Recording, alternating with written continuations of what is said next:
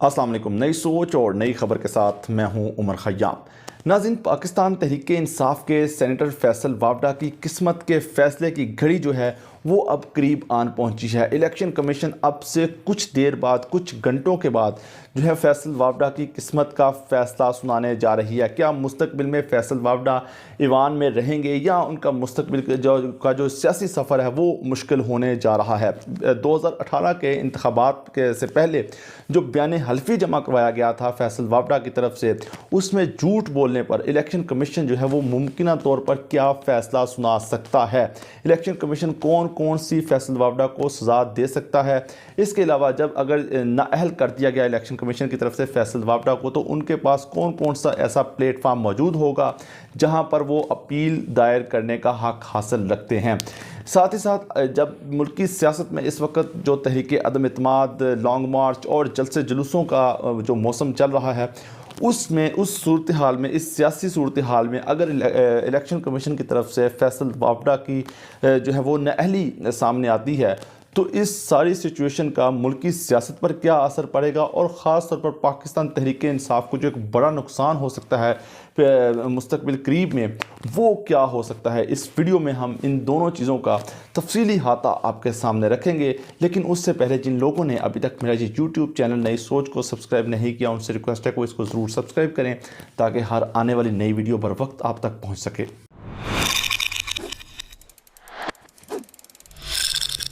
जी तो नाज़रीन, मौसम बहार में मुल्क की सियासी गहमा गहमी के जो आसार हैं वो वाज़िया तौर पर दिखाई दे रहे हैं। एक तरफ हिज़्ब इख्तिलाफ़ की जमातें, हुकूमती अब जो इत्तेहादी जमातें हैं उनसे रब्ते कर रही हैं, तहरीक अदम इत्माद हुकूमत के ख़िलाफ़ लाने के लिए पूरी तरह एक्शन में दिखाई दे रही है। लॉन्ग मार्च की बातें की जा रही है, हुकूमत को टफ़ टाइम देने के लिए जो है वो सफ़ बंदी भी की जा रही है, नई नई हिकमत अमली बनाई जा रही हैं। दूसरी तरफ अपोजिशन को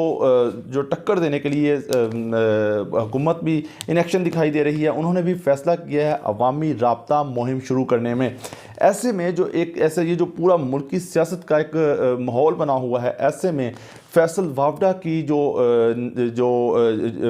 बयान हल्फी में झूठ बोलने पर जो इलेक्शन कमीशन फैसला सुनाने जा रहा है, वो फैसला मुल्क की सियासत को किस हद तक जो है वो उसका रुख बदलेगा, इसका आइंदा मुस्तकबिल करीब में सिचुएशन बड़ी हद तक वाज़िया हद तक क्लियर होकर सामने आ जाएगी। लेकिन उससे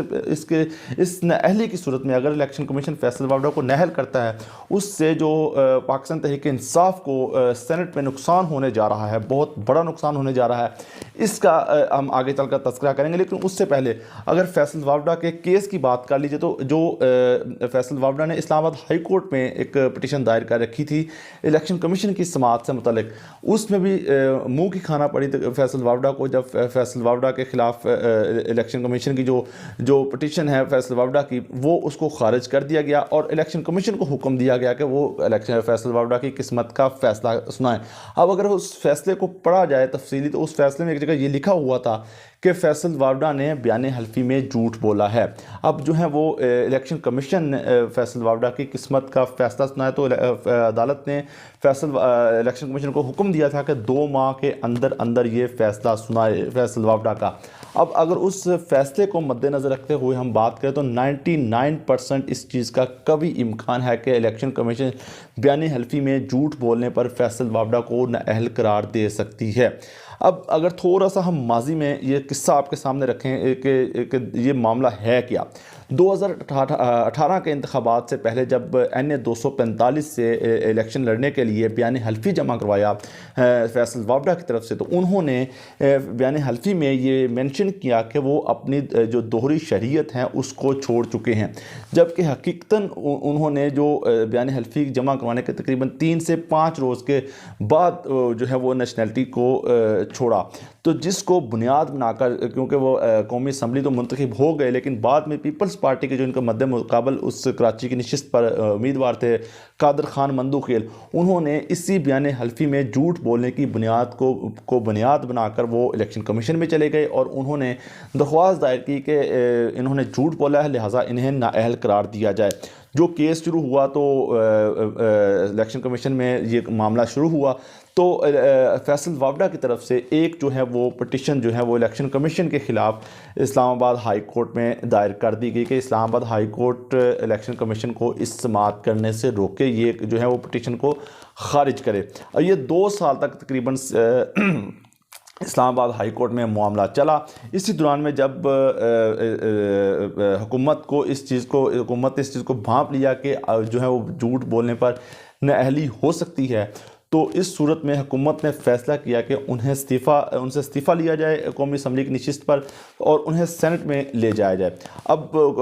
फैसल वावडा से NA 245 की नशिस्त से इस्तीफ़ा लिया जाता है और बाद में उनको सेनेट में जो है वो सेनेटर मुंतखब करा दिया जाता है, जिस पर इस ज़मीनी इलेक्शन में कादर खान मंदूखेल जीत कर पहले नंबर पर जो है वो इलेक्शन जीत कर कौमी असम्बली में आ जाते हैं। और जो इस्लामाबाद हाई कोर्ट में केस चल रहा होता है वहाँ पर हुकूमत की तरफ से फैसल वावडा की तरफ से इस्तदा की जाती है कि जबकि वो कौमी असम्बली की नशिस्त को छोड़ चुके हैं, अब ये मामला जो है वो ख़त्म हो जाता है, जिस पर कादर खान मंदूखेल के जो पिटिशन के जो वकील थे उन्होंने यही अपना जो है वो मौक़िफ़ अपनाए रखा कि इन्होंने अपने बयान हल्फी पे जो है वो गलत बयानी की है। अदालत इसी मुद्दे पर जो है वो फ़ैसला सुनाए।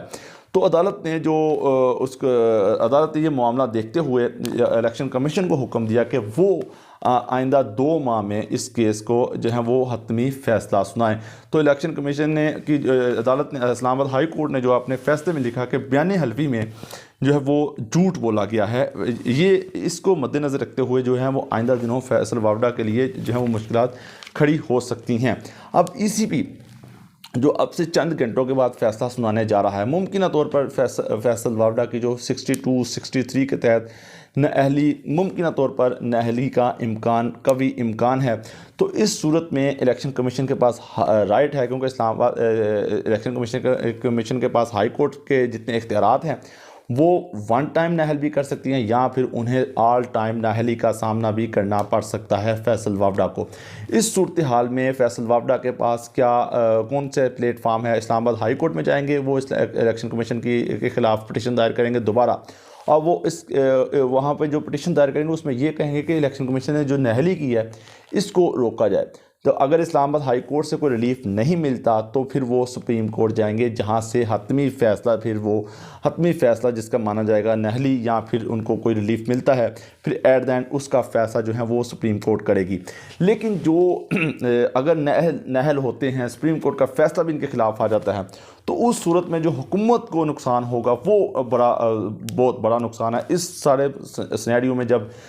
मुल्की सियासत में तहरीक अदम एतमाद, लॉन्ग मार्च और हुकूमत को टफ़ टाइम देने की बातें की जा रही हैं, अब जो है वो हुकूमत के जो ख़त्म होने के भी तकरीबन कोई 1 साल और कोई 4 से 5 माह बाकी रह चुके हैं। तो इस सारे सूरत हाल में जो हुकूमत को अब ये नुकसान का सामना करना पड़ सकता है फैसल वावडा की नाअहली की सूरत में, वो सेनेट की उस नशिस्त पर जिस पर ये मुंतखब हुए थे, क्योंकि ये कराची से मुंतखब हुए और कराची में जो इनकी सेनेट की नशिस्त है वो उस सिंध असम्बली के जो हैं वो मेंबर असम्बली वो वोट कास्ट करेंगे। अब सिंध असम्बली में इस वक्त जो अक्सरियत है वो पाकिस्तान पीपल्स पार्टी की है। पाकिस्तान जो तहरीक इंसाफ इनके जो इत्तेहादी हैं वो सारे मिलाकर भी पीपल्स पार्टी से कम हैं। तो ऐसे में अगर नाअहली के सूरत में सेनेटर की सीट पर इलेक्शन होता है तो वहाँ पर पाकिस्तान पीपल्स पार्टी सेनेट की एक और नशिस्त में इजाफा करने में कामयाब हो जाएगी। सेनेट में जहां पर पहले ही पाकिस्तान तहरीक इंसाफ अक़लियत में है बावजूद इत्तेहादियों की मदद के, लेकिन वहां पर जो 5 से 6 नंबर ज़्यादा हैं अपोजिशन के, इस बात को बिलाए ताक रखें कि वहाँ चेयरमैन सेनेट और डिप्टी चेयरमैन सेनेट हुकूमत के हैं, लेकिन जो वो नशिस्तों की तादाद वो ऑलरेडी सेनेट में पाकिस्तान जो है वो अपोजिशन जमातों की ज़्यादा हैं। तो ऐसे में अगर ये एक सीट कम होती है तो पीपल्स पार्टी वहाँ से नंबर ज़्यादा होने की बुनियाद पर ये सेनेट की सीट निकालेगी और सेनेट में एक नंबर भी ज़्यादा हो जाएगा। अब इलेक्शन कमीशन के हाथ में हम पाकिस्तान तहरीक इंसाफ के सेनेटर फैसल वावडा की किस्मत क्या होती है ये हमें कुछ घंटों के बाद पता चल जाएगी। तो इस वीडियो में इतना ही। नई वीडियो तक मुझे दीजिए इजाज़त। अल्लाह हाफिज़।